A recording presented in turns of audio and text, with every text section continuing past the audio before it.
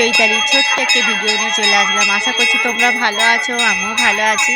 আর আমি কেন মায়েদের ওখানে গিয়েছিলাম কি উপলক্ষে সেটা তোমাদের কাছে আমি দেখিয়ে দিলাম। দেখো বন্ধুরা, শীতলা মায়ের পুজো ছিল।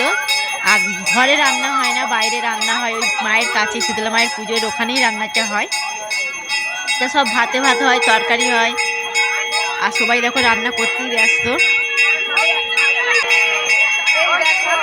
আর এখানে চোখে খুব ধোঁয়া হচ্ছিল, কথা বলতেই পারছি না।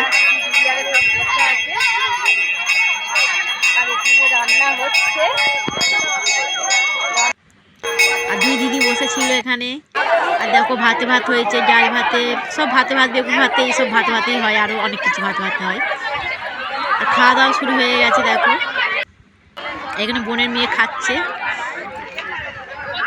আর কি কি খাওয়া দাওয়া হয়েছে দেখো, আমিও খাচ্ছিলাম এখানে বসে। আলু ভাতে, ডাল ভাতে, বেগুন ভাতে, এই দেখো খাওয়া দাওয়া করছিলাম। তো আজকের ভিডিওটা আমার এখানে, এই পরের ভিডিওতে তোমাদের সাথে দেখা হচ্ছে। Tata, bye bye.